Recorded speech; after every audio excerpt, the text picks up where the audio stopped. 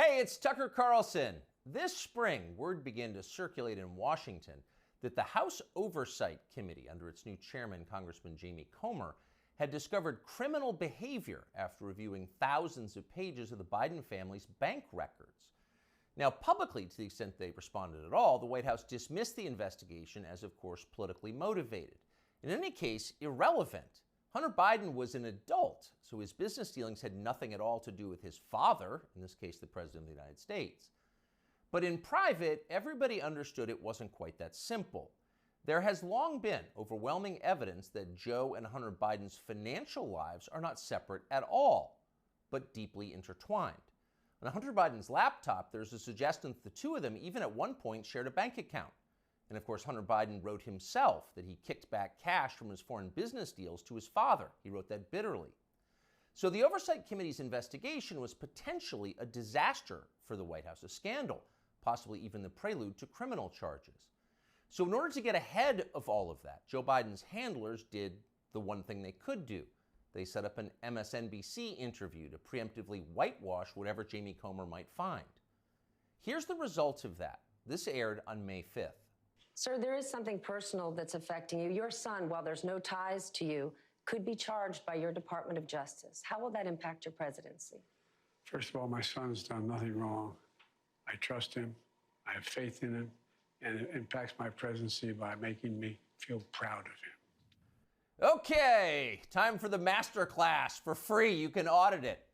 Here it goes. Sir, showing appropriate respect, says the shill, there is something personal that's affecting you. Note the wording. Personal, not of public concern, nothing law enforcement might be interested in, but personal, a sad family tragedy. That's the framing. And then this, a sentence choreographed to the letter. Your son, while there's no ties to you, could be charged by your Department of Justice. Got that? Well, there's no tie to you. So the answer is, in fact, in the question. Whatever Hunter Biden goes down for, and we know he is going to be charged because MSNBC said so, but when that happens, that's Hunter's problem. It's got nothing to do with Joe Biden. Rest easy, America. 5 days later, the Oversight Committee released its findings, and they were, in fact, devastating. Quote, bank records show the Biden family, their business associates, and their companies, their many companies, received over $10 million from foreign nationals and their related companies, the committee wrote.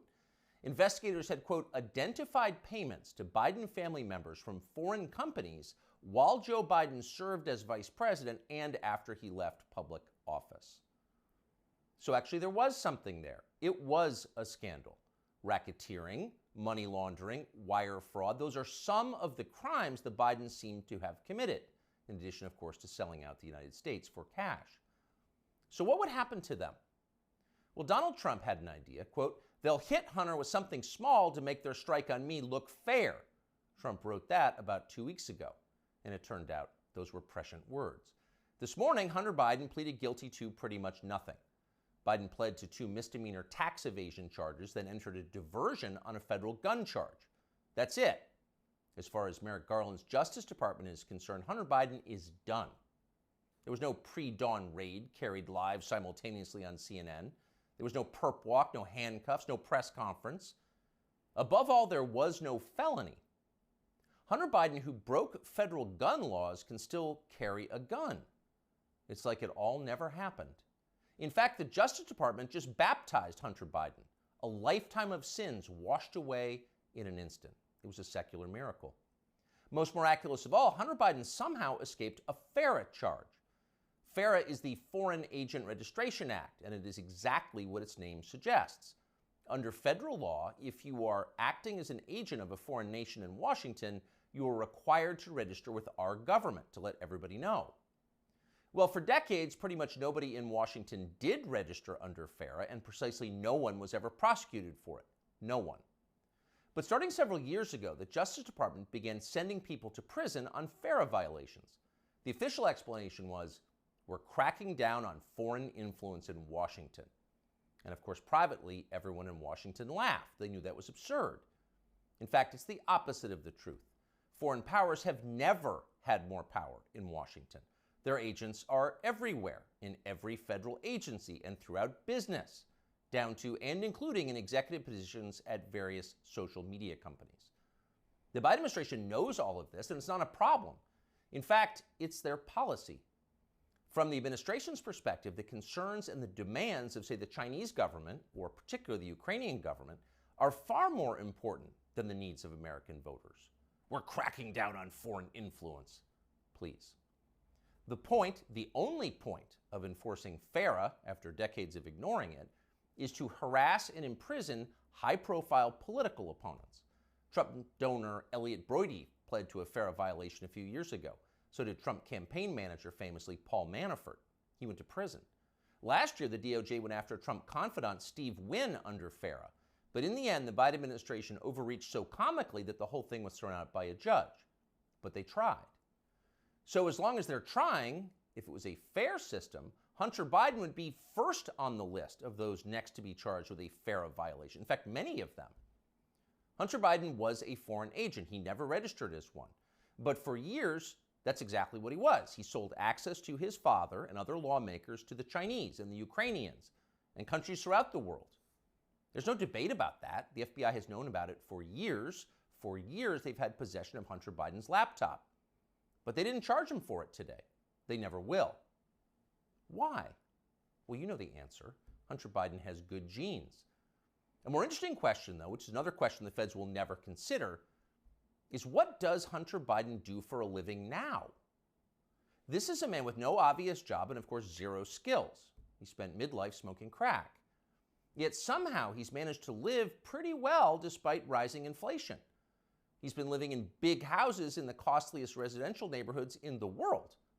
He's been paying his stripper baby mama $20 grand a month in child support. And he has retained a team of the most expensive lawyers in the country who spend quite a bit of time sending threatening letters to anyone who asks questions about how they're being paid. We can confirm that firsthand. So again, what does Hunter Biden do for work? That's a fair question, and tonight we have the answer. For years, Hunter Biden was an influence peddler. Now, Hunter Biden is a self-actualizer. He self-actualizes for a living. He gets in touch with himself, his feelings, and he follows his muse. Here he is explaining his new vocation in a 2019 ABC News interview. This is new. It's your studio. Yeah. But now he's opening the doors to a place never captured by a paparazzi's lens, his refuge, an art studio where he finds solace in painting. What's the goal eventually? No goal. That's the perfect part about it. It's just, it literally keeps me sane. His refuge, far from the paparazzi's lens. In other words, we're not the paparazzi, we're ABC News. What's the goal of this? Your refuge. There's no goal, he says, grinning with those fake teeth. It just keeps me sane. But actually, there was a goal. And if you didn't know what a virtuous person Hunter Biden was, you might think it looked a lot like money laundering.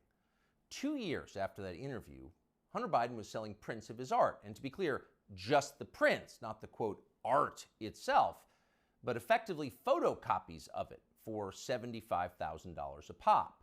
Apparently, Hunter Biden moved 5 of these repros in just days. That's $375,000 in less than a week for signing copies of your fake art. As for the paintings themselves, childish self-indulgent blots, those sold for $500,000 apiece. So the question is, who bought them and why? It'd be interesting to know. There's a story there for sure, but of course we have no right to know. There's no public policy implication. It's not like Hunter Biden's finances have anything to do with his father's finances. Meanwhile, once his father did become president, corporate publisher Simon & Schuster lined up as well to pay Hunter Biden's bills. According to news reports, Simon & Schuster gave Hunter Biden millions of dollars for his highly selective account of his wholly unaccomplished life. And then the publisher lined up brainless celebrity endorsers like Dave Eggers and Stephen King to promote it. King, who apparently will say anything if it helps the party, called Hunter Biden's silly manuscript a, quote, harrowing and compulsively readable memoir. And then Stephen King described Hunter Biden himself as beautiful. Needless to say, the book sold miserably, but Hunter Biden got to keep the millions, and that was the point. And so on. This kind of thing apparently happened a lot. Again, there seems to be a story here, and we think it's probably worth learning a lot more about it and bringing it to you.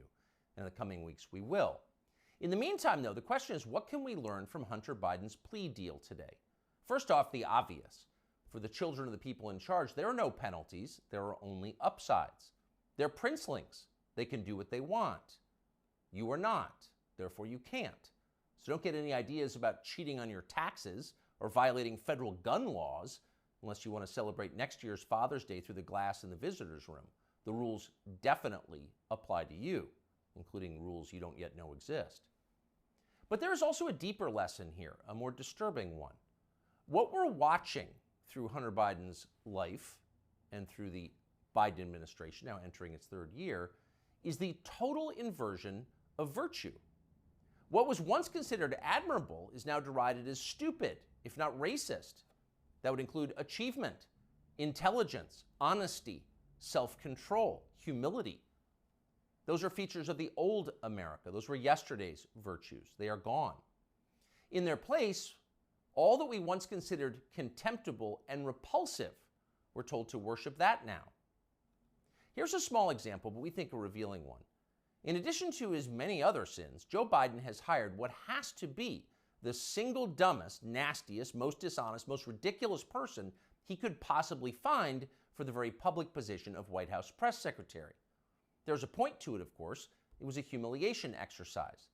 It was designed to degrade the country and dispirit the rest of us. That's the White House press secretary? Shut up! But here's the thing.